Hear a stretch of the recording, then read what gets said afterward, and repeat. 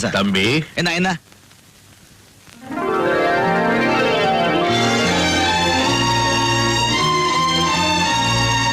உன் பேர் என்னப்பா?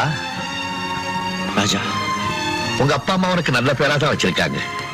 உன்னுடைய நல்ல குணத்துக்கு உண்மையிலேயே நீ ராஜா தான். போயிட்டோம். சொந்த கிளிதான் தேடும் இந்த பறவை, கண்டும் அதை சொல்லாது அந்த பறவை.